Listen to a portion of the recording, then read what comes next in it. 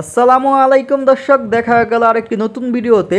তো আজকের বিষয় হলো ছোটদের নাপা প্যারাসিটামল সিরাপ নিয়ে।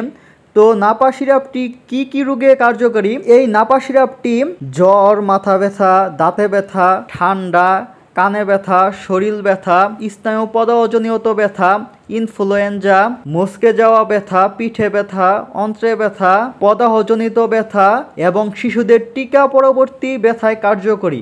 আর অবশ্যই কোনো ওষুধ বা সিরাপ কেনার আগে একজন রেজিস্টার্ড প্রাপ্ত চিকিৎসকের পরামর্শ অনুযায়ী ওষুধ কিনবেন এবং সেবন করবেন। তো দর্শক, আমরা এখন জেনে নেই এই নাপা সিরাপটির সেবন বিধি। তো দর্শক, প্রথমে আমি আপনাদের সহজ করার জন্য বলে নেই 2.5 মিলি মানে আধা চামচ, আর 5 মিলি মানে 1 চামচ, আর 10 মিলি মানে 2 চামচ। তো এখন সেবন বিধিটা আমরা জেনে নিই।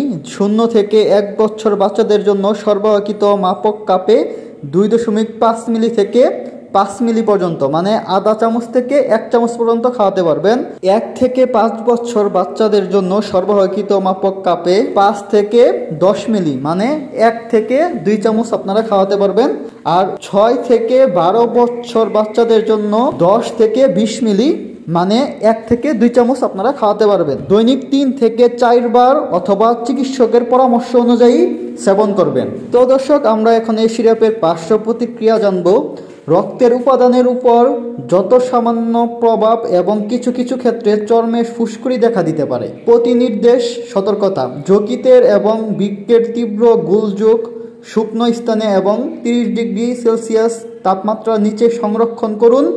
আলো থেকে দূরে এবং শিশুদের নাগালের বাইরে রাখুন। তো দর্শক, ছোটদের এই নাপা প্যারাসিটামল সিরাপটির 60 মিলির দাম মাত্র 35 টাকা।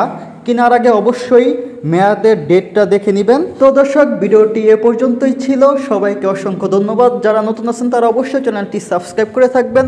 যেহেতু এটা আমাদের নতুন চ্যানেল, তাই সবাই সাপোর্ট করবেন ইনশাআল্লাহ। এবং অবশ্যই একমাত্র আল্লাহ তাআলার উপরে ভরসা রেখে তারপর ওষুধ সেবন করবেন। আশা করি তাড়াতাড়ি ভালো ফলাফল পাবেন ইনশাআল্লাহ। তো দর্শক, সবাইকে অসংখ্য ধন্যবাদ। আসসালামু আলাইকুম ওয়া রাহমাতুল্লাহ।